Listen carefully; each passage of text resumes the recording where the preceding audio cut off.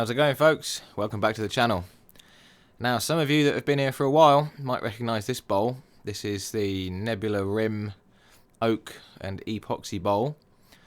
My girlfriend's auntie requested a bowl very similar in shape to that, but she wants to eat salad out of it.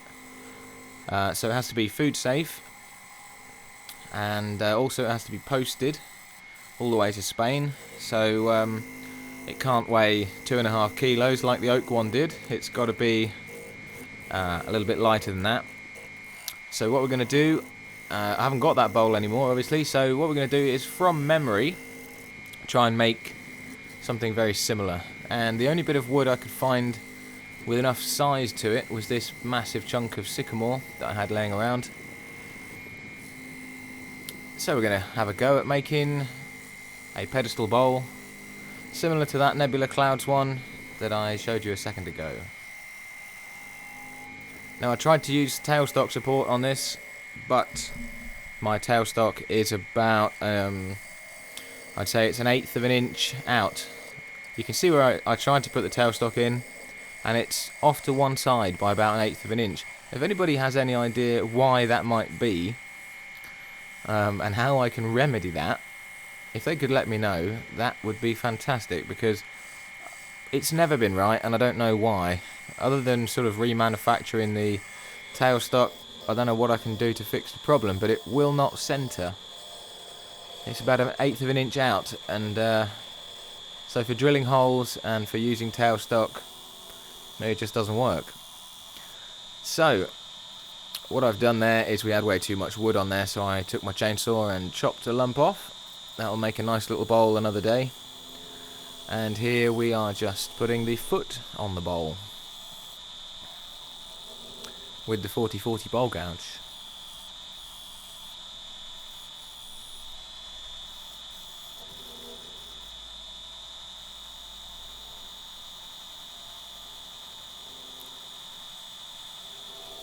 Now, the reason that first bowl was the shape it was is because it was very difficult to turn. With the oak and the epoxy mix was like concrete turning it, and so I didn't take much away from the shape of the bucket, and I ended up with quite a nice shape. But there's not a lot of turning that needs to be done on the outside of this. It's just a case of isolating the foot and then putting a nice convex curve in the middle of the bowl section, which I'll do in a minute here. So quite a nice simple piece. If anybody fancies having a go at these, there's not much to them really, they're quite simple to make.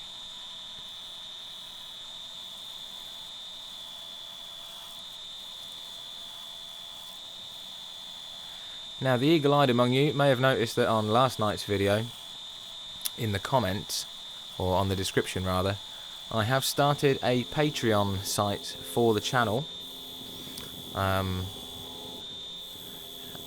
Mainly because all the epoxy work and stuff that I do is very expensive, and with lockdown being what it is, I can't really afford to buy any more epoxy. So if there's anybody out there that feels like they'd want to contribute to the channel, that would be fantastic. You don't have to, I'm not begging for people to do that, it's just there as an option. And yeah, it does come with some benefits.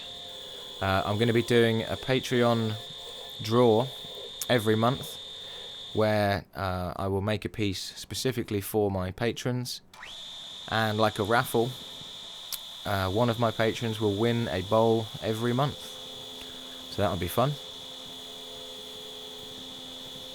So with that said, we're just putting that curve into the top of the bowl, just very slight, because I want to keep the walls on this bowl very thin, or as thin as I can get them anyway. So I didn't want to take too much away, just enough to make a nice sweeping curve in the bowl. So on to sanding. You can see there were some big old cracks in it. I filled them with black super glue, and we sanded all the way up to 800 grit on the outside of this one. On goes the sanding paste, And then we finished it off with some shine juice on the outside. Came up lovely.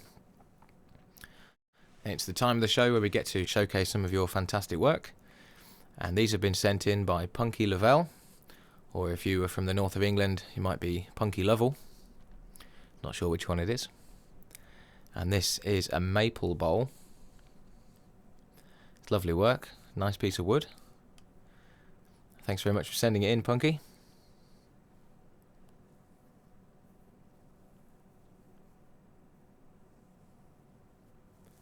And he's also sent us in a picture of his popcorn bowl. Look at that. It's a nice piece. I imagine that's a family-size popcorn bowl. Right, so let's get on with the hollowing.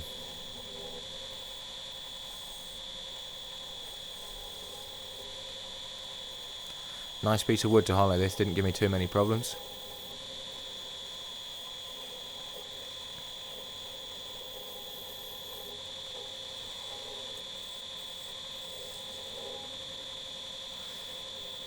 Just as a point of interest, I went back to using my 400 grit belt on the semi-pro edge, just to make life easier on the hollowing.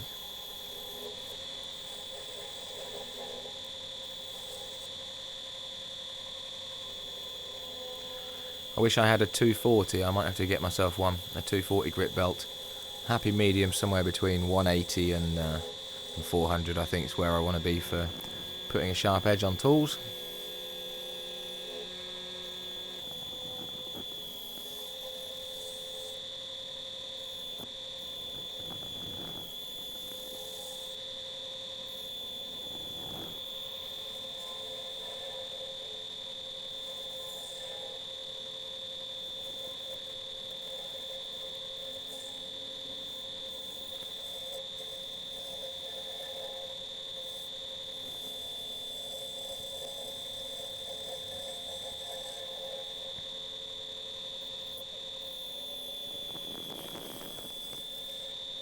So that's the thickness that I want the wall of the bowl to be all the way down. It's about 1/4 of an inch.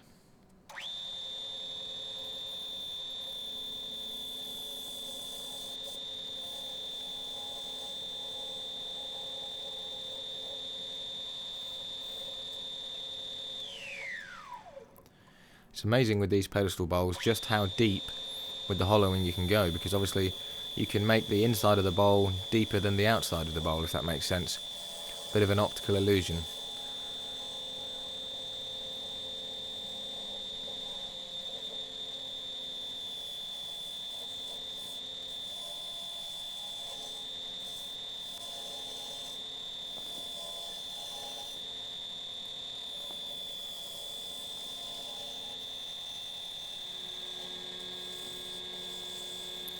So again, the transition between the wall and the bottom of the bowl with the 40/40 grind is a bit of a difficult one, but it is possible. You can go all the way round.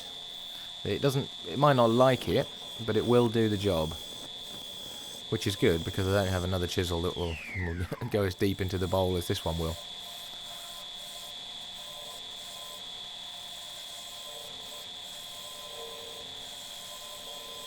So here I'm just back hollowing from the centre.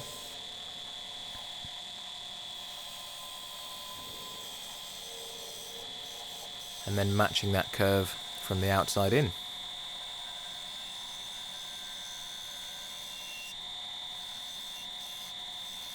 It just goes on forever, doesn't it, the inside of that bowl? You wouldn't think there was that much space in that piece of wood, but there we go.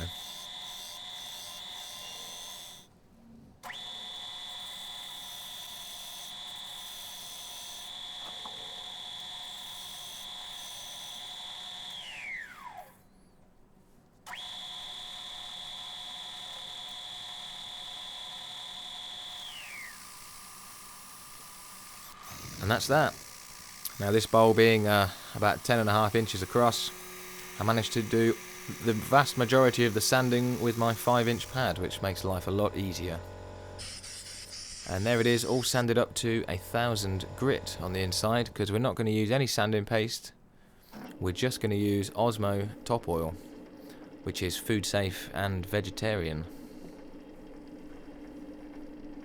Maybe even vegan. And it sets hard into all the pores, and it gives you a good, durable, food safe finish, and also looks good.